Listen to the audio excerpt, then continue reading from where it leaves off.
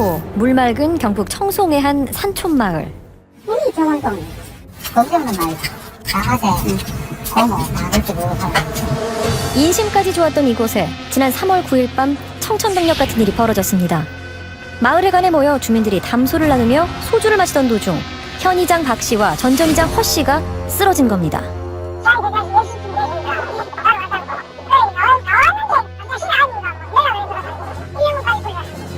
집에 돌아가려고 먼저 마을회관을 나왔다는 윤 씨. 그런데 갑자기 이웃 주민이 뛰어나와 119에 신고를 해달라 했답니다.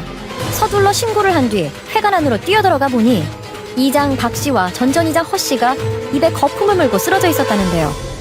당시 마을회관에 출동했던 119 대원은 쓰러진 두 사람의 상태가 심상치 않았다고 했습니다.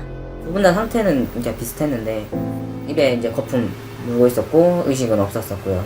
눈은 뜨고 있었는데 숨 쉬는 건 좀 빨랐고요. 뭘 먹었냐 물어봤는데 저녁 먹고 소주 먹었다. 함께 소주를 마셨을 뿐이라는 두 사람. 하지만 의식이 없을 정도로 매우 위중했다는 겁니다. 다음 날인 10일 오전 이장 박 씨는 끝내 사망했고 전 전 이장 허 씨는 여전히 의식을 회복하지 못하고 있었습니다. 마을 회관에서 소주를 나눠 마신 주민 한 명이 숨지고 한 명은 중태에 빠졌습니다. 대체 마을회관에서 두 사람에게 무슨 일이 벌어졌던 걸까요? 평화롭던 마을에 갑작스럽게 발생한 사망 사건으로 관할 경찰서에도 비상이 걸렸습니다. 사망 원인은 국립감사 연구소 감정 결과가 나왔듯이 그 독극물 배소밀 농약 성분에 사망한 것으로 그렇게 판단하고 있습니다. 박 씨를 사망에 이르게 하고 허 씨를 중태에 빠뜨린 것은 독극물. 바로 2012년 심한 독성 때문에 판매가 중지된 농약 메소밀 때문이었습니다. 두 사람이 함께 나눠 마신 소주에서 메소밀 성분이 나온 겁니다. 실수로 섞였을 가능성은 없을까요? 네, 그럴 가능성은 없다고 봅니다, 솔직히. 일단은 소주병을 따지 않고는 현재 주사기나 이런 약물 투입이 불가능하므로 누군가가 뚜껑을 개봉하고 넣어서 냉장고에 넣어놓은 걸로 그렇게 판단하고 있습니다. 경찰은 마을회관 김치냉장고에 있던 소주에 누군가 메소밀을 넣은 것이라 추정했습니다. 도대체 누가 무슨 이유로 이런 짓을 저지른 걸까요? 지금 현재 간접적으로든 직접적으로든 확인된 바는 없고 개인적인 감정이나 주민 사이의 어떤 갈등으로 그런 인한 내부적인 문제가 아닌가 그렇게 추측하고 있습니다. 당시 마을회관엔 주민들이 여럿 있었지만 메소밀이 든 소주를 마신 사람은 박 씨와 허 씨 두 사람뿐이었습니다. 대체 어쩌다 두 사람만 문제의 소주를 마신 걸까요? 사망한 박 씨의 아내를 장례식장에서 만날 수 있었습니다. 저녁을 먹고 올라오다가 불이 있었는데 사건이 발생한 지난 3월 9일 저녁 이장 박 씨 부부는 저녁 모임을 마치고 집으로 가던 중 마을회관에 불이 켜져 있는 걸 보고 인사차 들렀답니다. 아내 시계를 보니까 8시 제가 40분 들어갔잖아. 마을회관에선 주민들이 3, 4, 5 모여 TV를 보면서 화투놀이를 하고 있었다는데요. 그래서 박 씨 아내가 간식거리를 만들어 사람들에게 나눠줬답니다. 그리고 그때 형님이 여름요 술 한잔 하시고 하면서 꺼내놨는데라.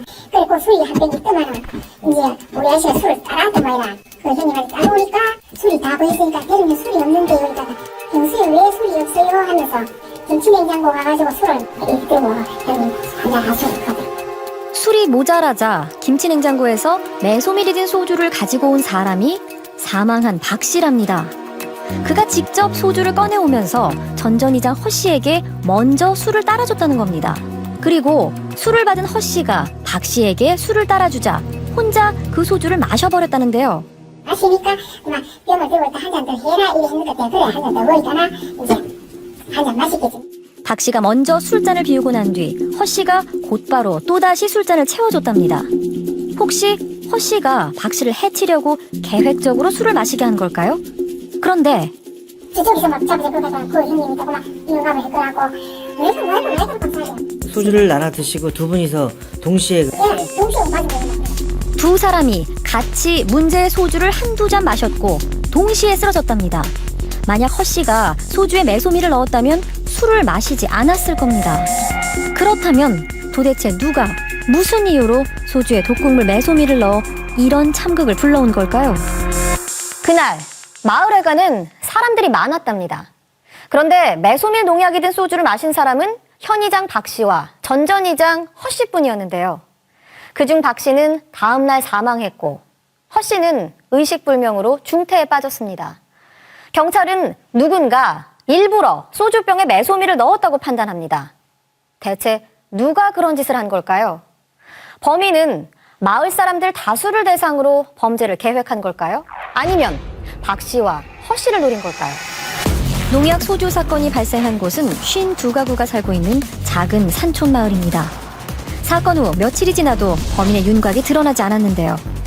하지만 누군가 일부러 마을회관 김치냉장고 속에 보관된 소주에 매소미를 넣었다는 것만은 분명합니다. 경찰은 그 누군가가 마을 주민일 거라 추정합니다. 범인이 마을 안에 있다면 대체 누구를 또 무엇을 노린 걸까요?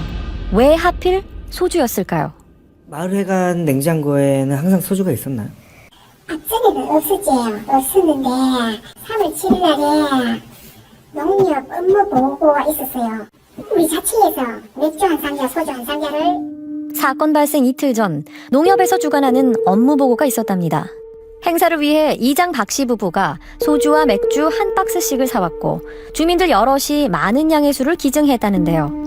이 전으로 해갖고 한 5박스 정도 이렇게 들어온 걸로 그렇게 확인이 됐는데 그분에 대해서는 특별히 뭐 수사한 점이 나온 건 없습니다. 농협 업무 보고가 끝난 뒤 마을회관에서 잔치가 열렸고 그 잔치에서 이장 부부가 사온 소주와 맥주는 주민들이 모두 마셔버렸답니다. 그날 저녁 주민에게 기증받은 술 중 소주 2박스를 뜯어 김치냉장고에 넣었고 그중 2병을 나눠 마셨답니다. 그렇게 김치냉장고에 소주 38병이 남아있었던 겁니다. 8일날은 아무도 술을 안 먹지. 7일날 모두 많이 먹으다가 아무도 안 먹지. 9일날은 이월 초하라고 모여갖고 이제 그러니까 범인이 마을회관에 침입해서 소주병에 매소미를 넣은 것이라면 3월 7일 늦은 밤부터 9일 아침 사이일 겁니다. 이틀 사이에 마을회관을 오간 사람들을 확인하면 범인을 찾을 수 있지 않을까요? 그런데 전형적인 시골 지역이고 발생 현장인 그 마을회관 내 외부에도 CCTV도 전혀 없고 그 마을에 거주하시는 분이 대부분 노인이다 보니까 마을회관에 누가 언제 출입을 했는지 확인을 할 수 없답니다. 마을은 물론 큰 도로에도 CCTV가 없기 때문이라는데요. 과연 사건을 해결할 실마리는 어디에 있는 걸까요? 경찰은 범인이 남긴 흔적을 찾아 마을 구석구석을 수색하고 있지만 별다른 단서는 나오지 않고 있었습니다. 범죄 전문가는 매소밀이 들어있던 소주병에 집중해야 한다고 말합니다. 중요한 거는 술이냐 음료수냐예요. 음료수 같은 경우는 훨씬 더 많은 사람이 먹을 수 있기 때문에 기본적으로 이 범인은 술 먹는 사람 그 누군가를 노렸거나 술 먹은 사람 집단 자체를 노렸을 수 있다는 얘기입니다. 이번 사건은 불특정 다수를 노린 범행이 아니라 소주를 먹는 특정인 혹은 특정 집단을 노렸을 가능성이 크다는 겁니다. 실제 마을회관에 있는 냉장고는 2개입니다. 국수는 그 냉장고 있고 술병은 김치냉장고 거의 없지. 술병에다가 그 약을 넣어놨으면 술 먹는 사람 잡으려고 있는 거 아이가. 겨울 내내 하도 빠짐없이 내내 모였지. 소주를 먹는 그룹만 정해져 있대요. 전전 동장, 그다음 현 동장, 그다음에 이거 한 분 있어요. 이제 그분들이 이제 그 주류가 되니까 주류층을 노렸다. 마을 사람 중 소주를 즐겨 마시는 이는 주로 60대 남성들로 박 씨와 허 씨처럼 마을 일을 보는 사람들이랍니다. 그렇다면 이들을 노린 범행일까요? 대체 누가 무슨 이유로 마을 일을 보는 남자들을 해치려 한 걸까요? 마을에 가는 그 지역이 어떻게 보면 의회잖아요. 모든 의사결정의 중심지였기 때문에 분명히 지금 돌아가신 분이나 뭐 지금 부상당하신 분 어르신하고 관련돼서 크게 감정적으로 격앙이 됐던 사람이 누군가 있었다면 그 사람이 유력한 용의자가 될 수밖에 없는 거죠. 전문가는 범인이 마을 일과 관련해 이장과 전전 이장에게 불만을 품은 사람, 그리고 마을회관을 자유롭게 출입할 수 있는 사람일 거라 추정합니다. 그 마을회관 그 키를 갖고 있는 사람이 몇 명 정도 되나요? 그래서 그 몇 명 정도 그런 건 아직까지 수사 중이기 때문에 구체적으로 공개할 수는 없어요. 수사 중이라 공개할 수 없다는 경찰. 하지만 주민들은 알고 있을 겁니다. 한 어른이나 6, 7명인가 뭐 어른 되는 거 그렇습니다. 이장님은 안 갖고 계세요?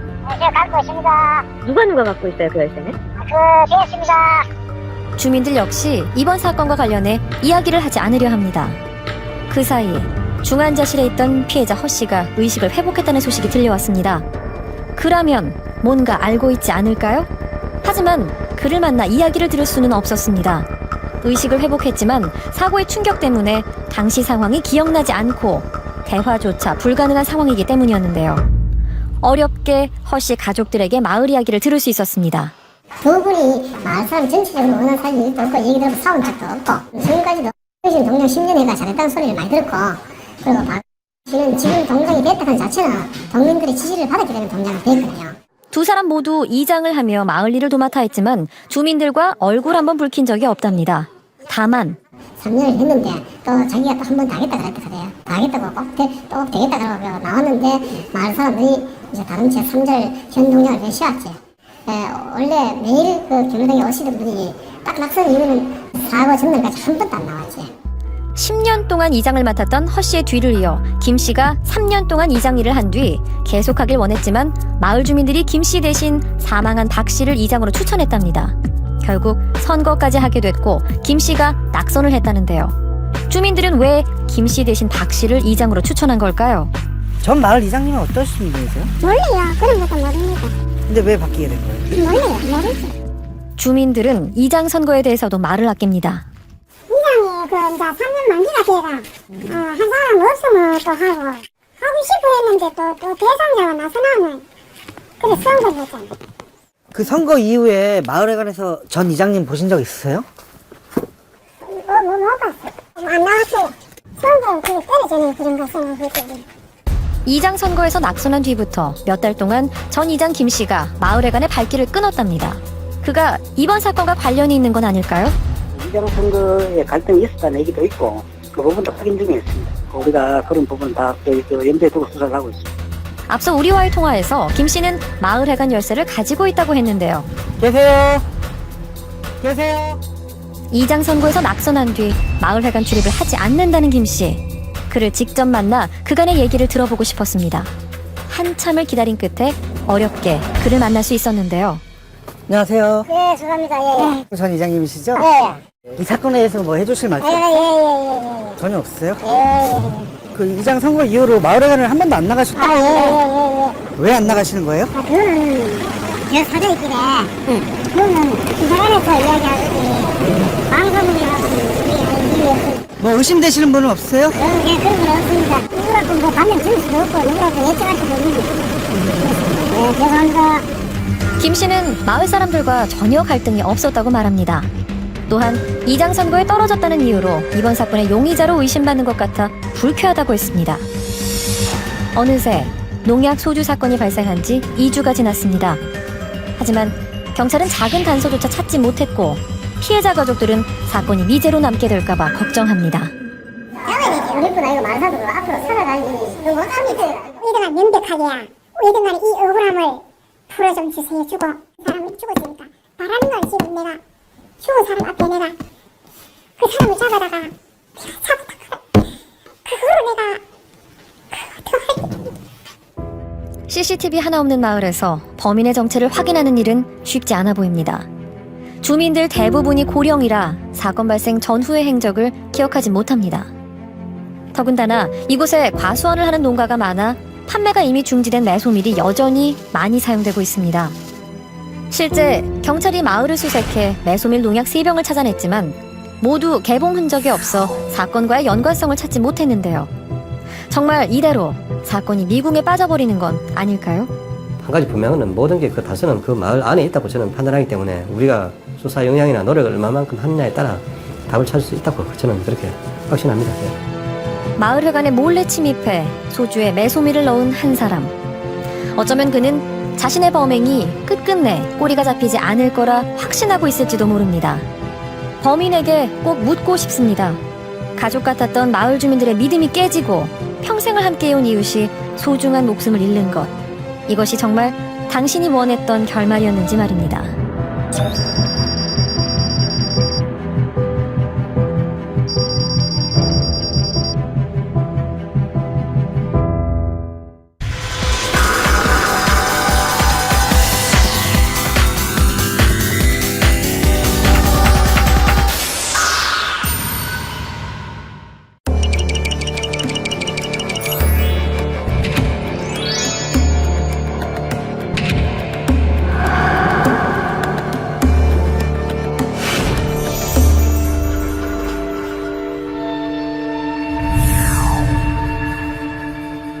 선남선녀가 따로 없었답니다. 남자분은 한 1m 한 90 호리호리한 그런 신체가 크고 잘생기고. 여자분 인상착의는 어땠어요? 좋죠. 이쁘장하지. 키는 1m 한 60 정도? 한눈에 봐도 연인으로 보인 두 사람은 무척 다정했다는데요. 경비원은 지난 1월 이들이 이사 오던 때를 또렷이 기억합니다. 둘이 사이가 어때 보였어요? 기분이 좋게 보였지. 지나갈 때도 딱 웃으면서 그냥 이야기하면서 참 좋아 보인다. 그렇게 느꼈거든요. 37살인 남자친구 이 씨는 자신보다 15살이나 어린 여자친구 김 씨를 많이 아끼는 듯 보였다는데요.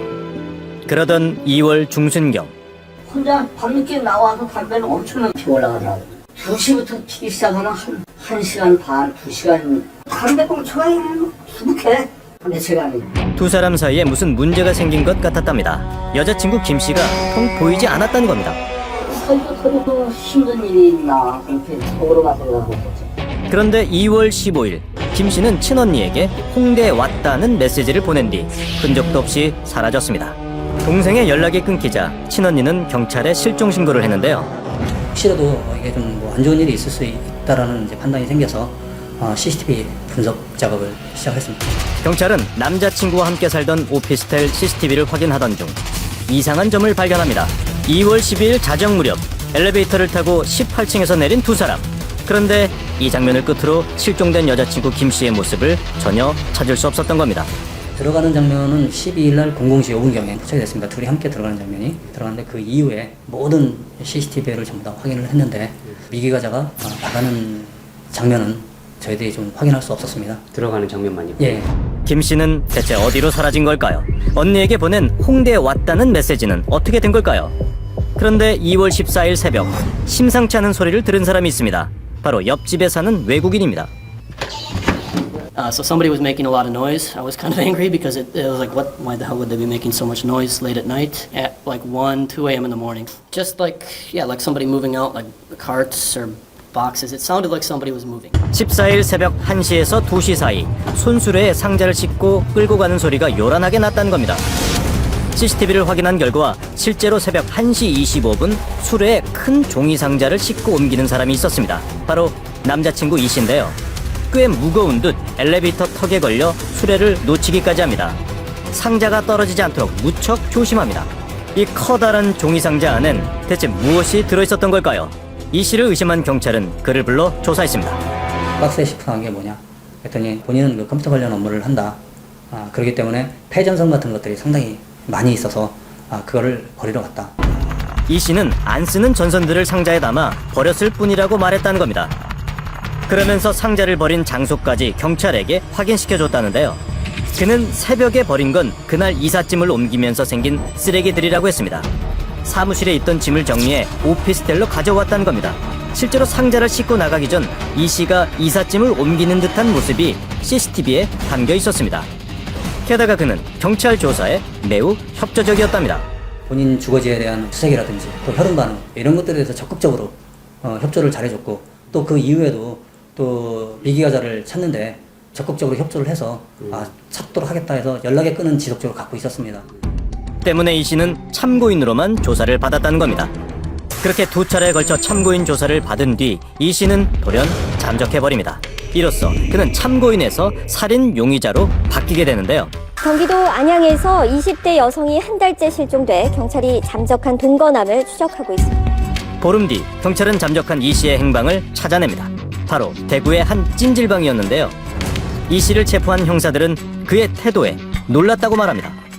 그런 놈 처음 봤거든요.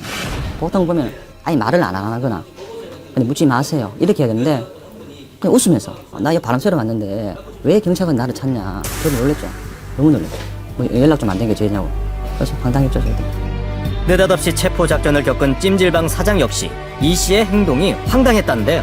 이 사람이 채신을 했다 하더라고. 회신을 했대요? 네, 15,000원. 채신사한테 채신하면서 키가 큰 사람은 좀 비웃듯이 웃으면 웃는다 하면서. 때를 밀고 난 이 씨는 손에 뭔가를 들고 찜질방으로 향합니다. 베개까지 챙겨 구석으로 가는데요. 저희 눕는 거예요. 네. 지금 계속 막아보고 있습니까? 이때가 시간적으로 잡히기 10분, 20분 전입니다.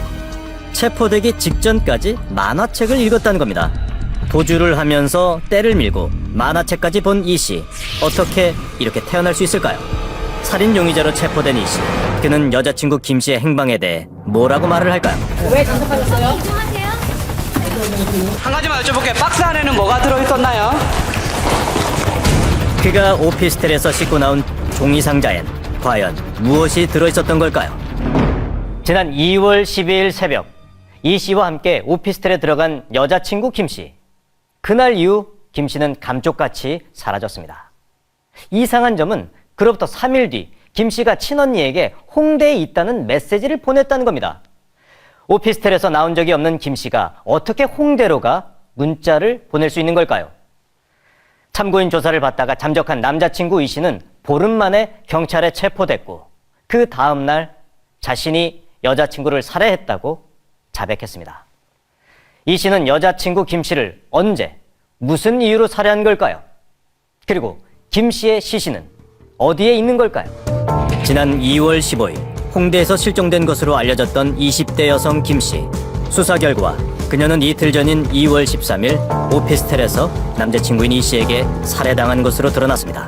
그는 김 씨의 시신을 상자에 담아 오피스텔을 빠져나갔는데요. 경기 안양 20대 여성의 사인은 질식사인 것으로 드러났습니다. 17시 한 10분? 20분 그 사이예요. 주거지 오피스텔 안에서 피해자를 살해한 거죠. 그 다음 날인 새벽 1시 25분에 시신을 가지고 나가거든요. 매장한 시간은 한 새벽 3시 반에서 한 4시 그 정도 사이겠죠.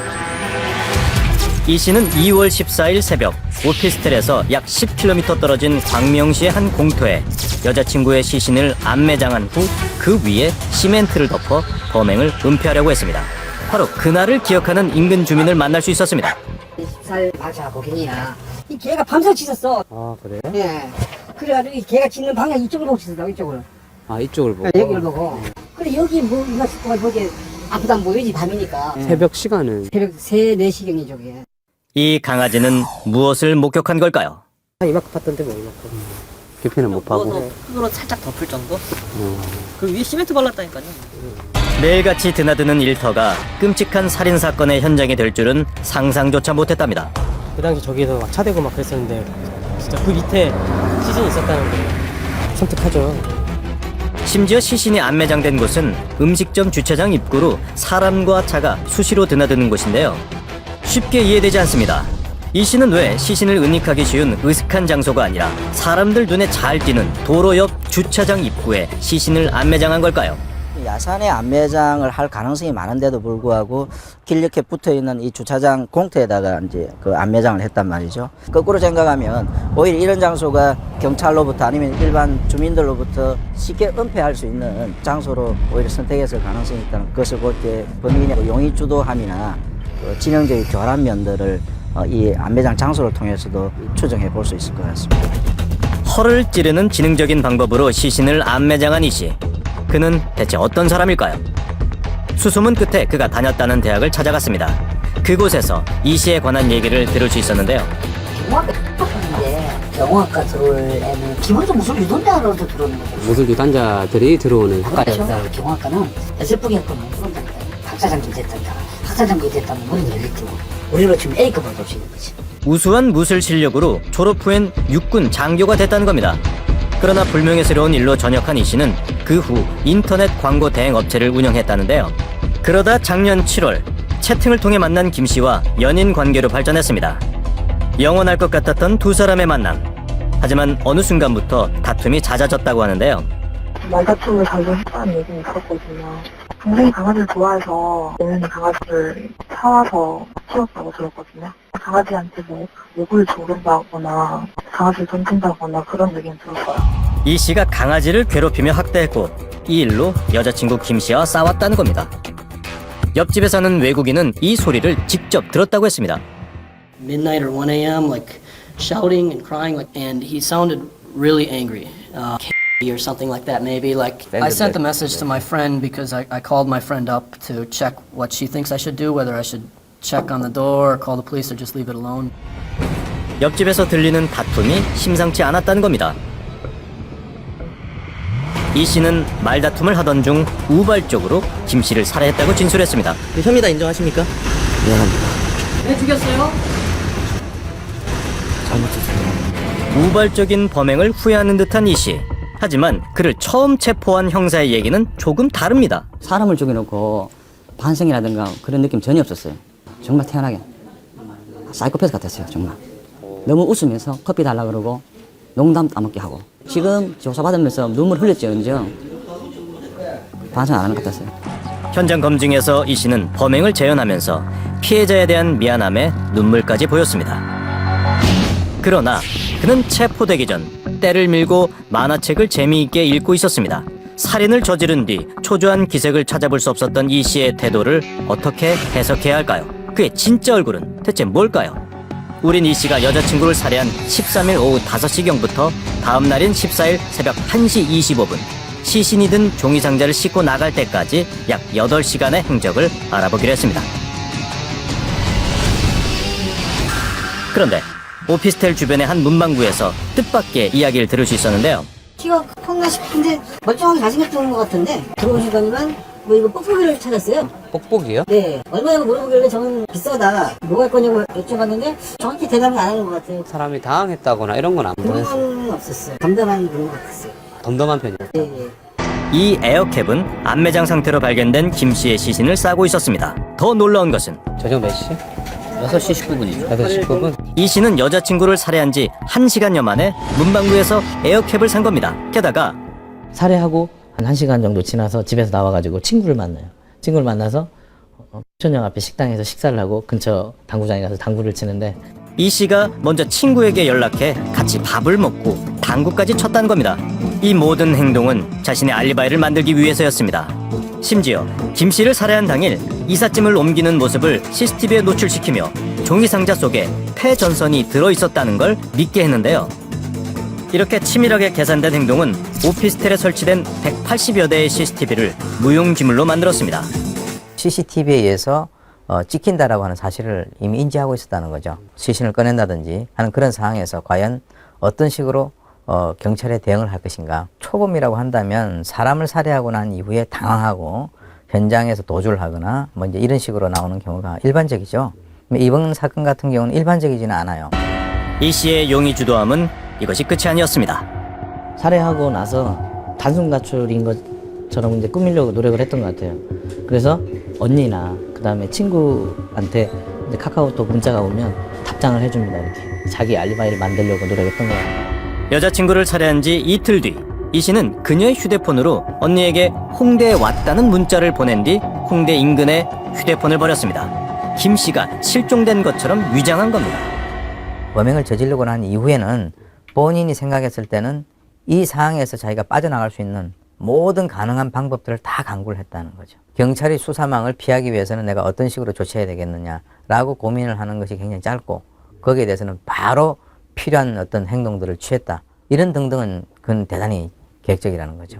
알리바이를 만들어 경찰의 수사를 교묘하게 피하고 계획적으로 범죄를 은폐한 이 씨. 그가 노린 건 완전 범죄였습니다. 만약 이 씨가 잡히지 않았다면 김 씨가 이런 곳에 묻혀 있었다는 걸 알 방법이 없었을지도 모릅니다. 지난 3월 9일은 김 씨의 22번째 생일이었습니다. 실종이라면 언젠가 돌아올 수 있을 거란 믿었던 언니. 하지만 이제 동생을 영원히 만날 수 없습니다. 절친했던 친구는 김 씨의 죽음이 우발적 살인으로 덮여선 안 된다고 말합니다. 부가적이었으면은 시대를 돌돌 떨고 있는 게 맞는 건데 친구랑 당구장을 가서 당구를 쳤다는 내용이나 시멘트 가루까지 준비를 했다면은 원래부터 계획을 했다는 거 아닐까요? 피의자 이 씨의 주장대로 설령 의도치 않은 살인이었다고 해도 여자친구를 살해한 뒤 보인 그의 치밀한 범죄 은폐는 어떻게 설명해야 할까요? 이제와 참여하는 듯한 모습 또한 자신의 죄를 가볍게 만들기 위한 연출은 아닐까요?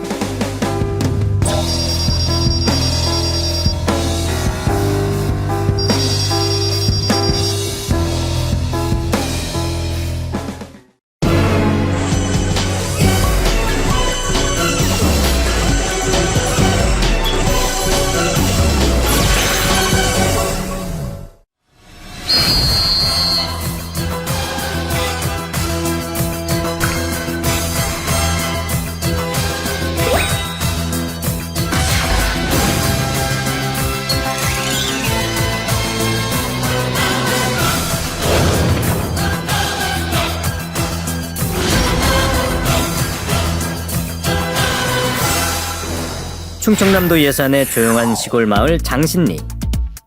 이 마을에 얼마 전 마른 하늘에 날벼락 같은 일이 생겼답니다. 대를 이어 살아온 마을 어르신들을 놀라게 한 그 일은 대체 무엇일까요? 그건 남이 거 빼간다는 건 그건 말도 아니오. 못 가져가지. 아 죽기 살기로 반대해야지. 아 참 거기가 말짱 들어놓아요.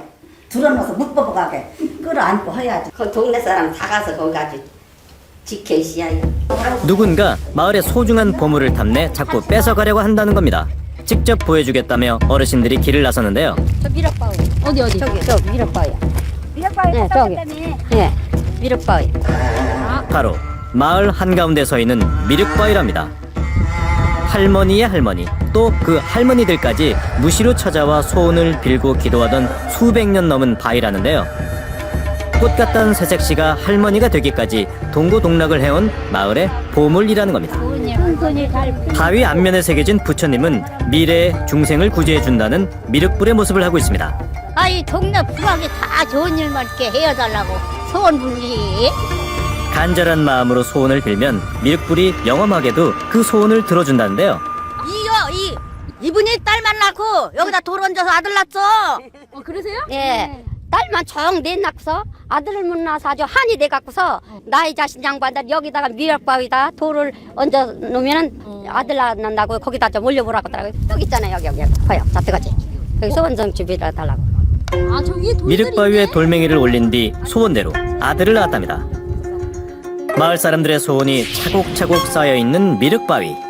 오랜 세월 마을이 큰 변고 없이 두루 평온하게 지낸 것도 다 미륵바위가 지켜준 덕이라는데요. 우리 시어머님이 그러시더라고. 네. 그 미륵바위가 옛날부터 문학 전설로 내려오는 미륵바위다. 보통 바위가 아니라고. 우리네 다 지켜주는 바위다. 마을 수호신이로 알고 있거든요. 이게 잘못되면 동네 사람은 이게 망한다는 이런 그런 신념을 모든 분들이나 동네 사람들은 가지고 있어요. 그런데 이 미륵바위를 훔쳐가려는 사람이 있다는 겁니다. 대체 누구일까요? 여자 보살이 있는데 그렇게 욕심을 부리고 그거를 미륵을 자기네 쌍장으로 가지기 위해서 그 토지를 매입을 했던 거예요. 이 스님은 내 땅이 있다는 조건으로다 그냥 무대 보는 거요. 무대보 이거는. 마을에서 약 5km 떨어진 곳에 있는 사찰의 주지 스님이랍니다. 스님은 대체 왜 미륵불을 가져가려고 하는 걸까요? 우리를 보자 스님은 억울함부터 호소했습니다. 마을 사람들이 스님을 무작정 도둑으로 몰고 있다는 겁니다. 머리가 그래. 완전 나를 이상한 사람을 만들어놨다니까. 말도 안 되지 이게. 미륵불로 인해 이런 분란이 생길 거라고는 상상도 못했다는데요. 처음부터 막 훔쳐간다고 땅 사고 약업 빠진 여자가 부처님 가져가려고 땅을 샀다 이거요. 그래서 내가 거기서 농사를 짓거니 마늘을 심거니 응? 그 땅을 살 때는 부처님을 산 거지. 소문이 이상하게 난 거야. 나를 완전히 이상하게 막 훔쳐가는 사람으로 해놨어. 미륵불을 훔치려는 게 아니라 마을 사람들이 오랫동안 돌보지 않은 미륵불을 지키려는 것뿐이랍니다. 그러면서 스님은 직접 찍은 사진들을 보여줍니다. 사진 속 미륵불의 모습은 놀라웠습니다. 가니까 여기다 이렇게 폐기물 같은 거 다 불난 거 묻어놓고 이 쓰레기가 뭐 철판 쪼가리 뭐 이런 거 다 있었어. 경운기 대가리. 지금 여기 비닐에서부터 다 묻혀서 이거 땅을 들파서 이제 드러난 거죠. 진짜 여기 여자 생리대도 빼져 있었고 똥도 이런 데 다 있었어요. 그분들은 이제 개똥이다 여기 우기시는 건데 제가 개를 몇 마리를 키우는데 개똥하고 사람 똥을 구별 못하고 개가 휴지를 닦는 거 봤어요? 심지어 마을 사람들이 미륵불 바로 옆에서 쓰레기를 무단으로 태우거나 미륵불 주변에 묻어버리기까지 했다는 겁니다. 먼지가 다 쓰레기였다니까. 그리고 이거를 감친 사람들이라고 땅에다 파묻었다고 지금. 쓰레기를. 포크레인 가지고 가서 파봐요. 방송국에서 한번. 포크레인 내가 장비값 대줄 테니까 파보자고. 뭘 갖다 묻어놨나. 보다 못한 스님은 미륵불을 지키기 위해 사찰로 옮겨오기로 결심했고 스님과 뜻을 함께한 신도 108명이 돈을 모아 지난 1월 미륵불이 있는 토지 664제곱미터를 사들였다고 합니다. 우리 이제 신도들이 막 이제 십시일반 해서 모셔 올라니까 이제서 그걸 자기네 마을 뭐다 이렇게 얘기를 하면서 마을에서 수호신이라면 동네에서 관리를 하고 그 팔게끔 놔둬도 안 되고 팔아먹어서도 안 되고. 법적으로 미륵불은 사찰 소유가 틀림없다는 겁니다. 하지만 마을 사람들의 생각은 전혀 다릅니다. 누가 팔았든 샀든 이건 팔고 살 문제가 아니라는 거예요.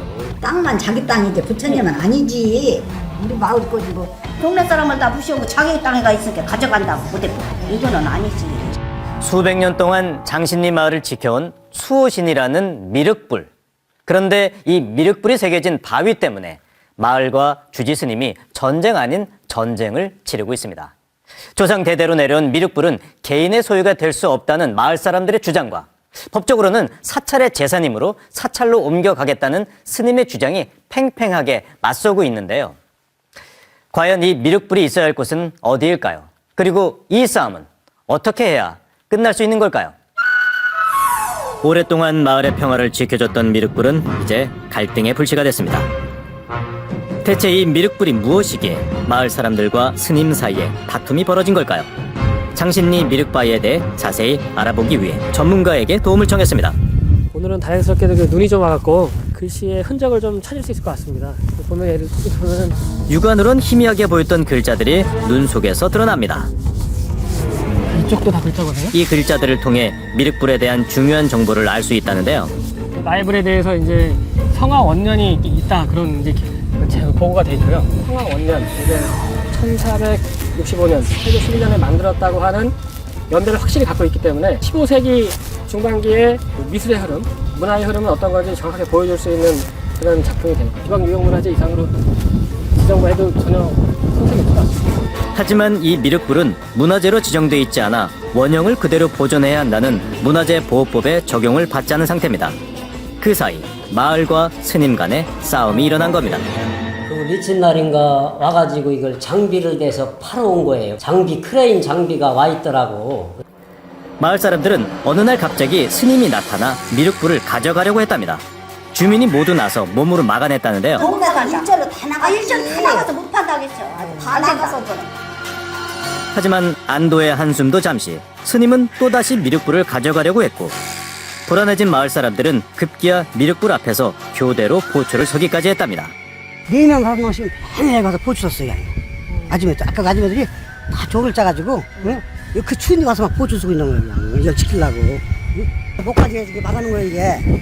그래도 안심이 안 돼 스님이 미륵불을 가져가지 못하도록 콤바인으로 길을 막아놓고 있었습니다. 이에 맞서 스님은 업무 방해 및 명예훼손 혐의로 마을 주민들을 고소했습니다. 주지 스님이 이제 우선 그 동네 사람 3명 상대로 업무 방해하고 그 명예훼손으로 1차 고소하고 추가로 이제 한 사람 또 동네 사람 또 한 사람 또 명예훼손으로 또 고소하죠. 스님에게 고소까지 당한 뒤 마을 사람들은 곳곳에 미륵불 반출을 반대한다는 현수막을 내걸었고 양측 간의 갈등의 골은 점점 더 깊어지고 있는데요. 아니 자다가도 화가 나서 막 벌떡 일어나는 거야. 진작에 하지. 진작에 그렇게 잘해놨으면 진짜 그 어느 세워갖고 내가 이렇게 하지도 안 했잖아. 할 이유도 없고 마을에서 잘 계신 부처님을 굳이 내가 왜 절로 옮기겠어. 분하고 억울하다는 스님. 그러나 그걸 핑계로 가져가려고 한다고.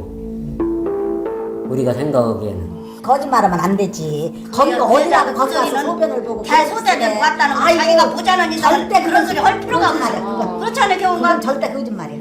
마을 사람들은 미륵불을 쓰레기 더미 속에 방치했다는 스님의 주장이 말도 안 된답니다. 그러나 스님은 마을 사람들이 미륵불을 함부로 한 또 다른 증거가 있다는데요. 나무가 어떻게 논에 이런 나무가 어떻게 논에 잎사귀가 떨어진다고 이 나무를 비냐고. 원래 미륵불 주변엔 수십 그루의 나무들이 있어 미륵불이 풍화되거나 외부에 노출되지 않도록 보호해줬는데 마을 사람들이 이 나무들을 모두 베어버렸다는 겁니다. 그 때문에 미륵불은 허허벌판에 아무 보호도 받지 못한 채 홀로 서 있다는 건데요. 더 큰 문제는 이게 지금 이렇게 넘어졌잖아요. 이렇게 넘어졌으니까 덮친 거예요. 줄이 가 있죠. 나무를 베는 과정에서 미륵불 위로 나무가 쓰러지면서 금이 갔다는 겁니다. 스님은 미륵불을 훼손한 사람들을 용서할 수 없답니다. 난 진짜 나무 빈 사람을 처벌해야 된다고 생각을 해. 그런데 마을 사람들은 미륵불 주변에 나무를 벤 이유가 있다고 말합니다. 옛날에 나 겉쪽에는 나무가 없었는데 이거 왜 있냐? 나 잔디밭에 썼다고. 그래서 다시 이제 그 우리가 이제 조성을 하려고 나무 빈 거예요. 60년 전만 해도 미륵불 주변에 나무가 없었답니다. 그래서 원래대로 복원한 것뿐이라는데요. 나무 비다가 깨쳤다고 하는 건 그건 완전 거짓말이야. 이게 잡고서 기계를 잡고서 톱을 벼서 넘어뜨리는데 거기 바위 가서 부딪힐 일이 없잖아. 나무를 벨 때도 혹여 미륵불이 다칠까봐 조심스럽게 작업했다는 겁니다. 마을 사람들은 스님이 미륵불을 가져갈 욕심으로 억지를 부리고 있다고 주장합니다. 그렇게 서로의 입장이 첨예하게 부딪히면서 대화의 문은 굳게 닫혀버렸습니다. 우린 오랜 설득 끝에 어렵게 대화의 자리를 마련했습니다.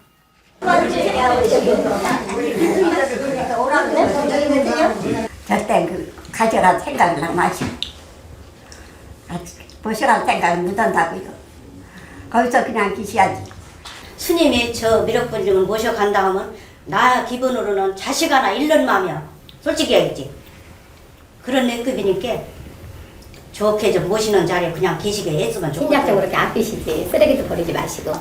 이제는 쌍장 부처님이야. 그래서 모두가 다 인정은 해야 돼요. 그죠? 제가 모셔가건 안 모셔가건 그게 인정이 안 되면 우리가 대화가 안 되는 거예요. 그런데 그거를 그렇게 이 동네에서 이렇게 분란을 이렇게 어려요? 분란이요? 네, 분란이지. 에휴, 저는 갑니다. 저러신다니까. 아니요. 피디님 보셨죠? 이거는 대화가 될 수가 없어요. 무슨 대화가 돼 지금. 내 거라고 주장을 하고 분란을 일으키는 게 난데. 내 거라고. 대화는 1시간도 채 넘기지 못하고 끝나버렸습니다.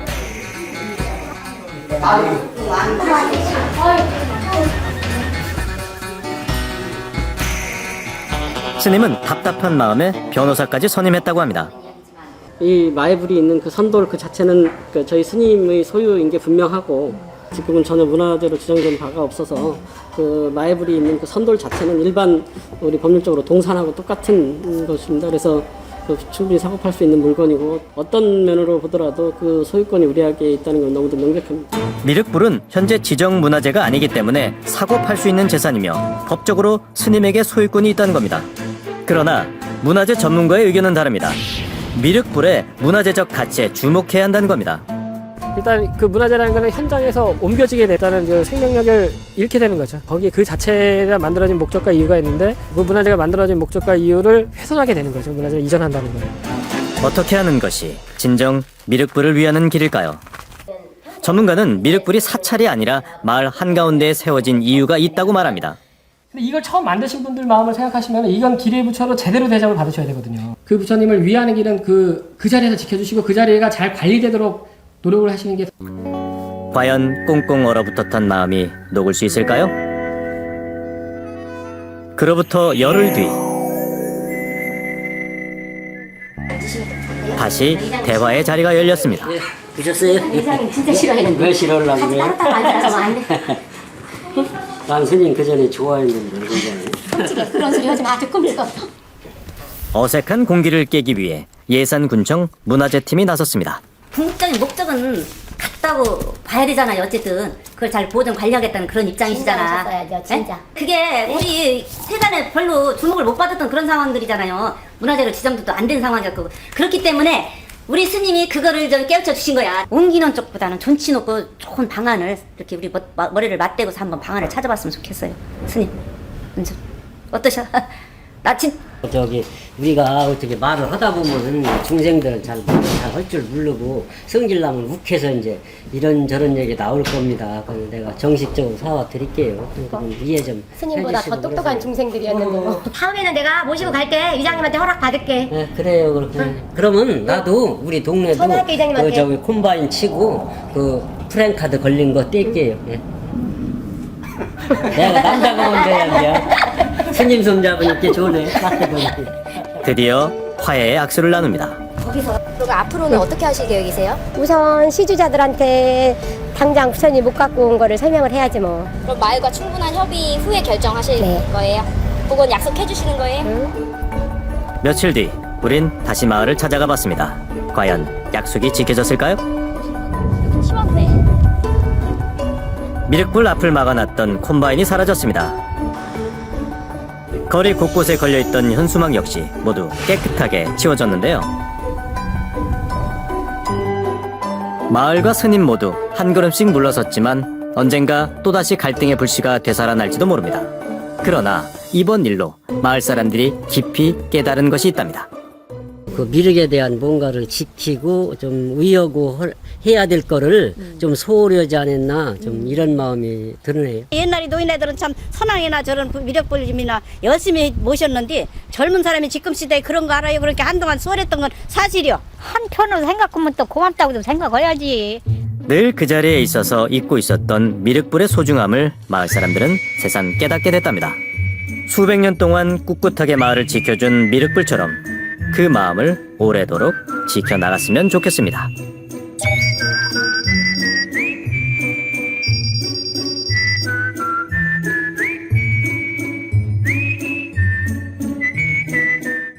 방의 온도가 60도가 나왔대요. 발견할 때부터 전기가 가상이 돼가지고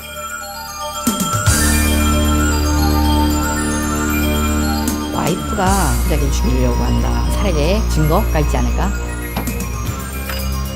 맞다. 맞지. 시간적으로는 끝까지 반복하거든요. 이런 것들에 대해서 계속 찾아보시거든요.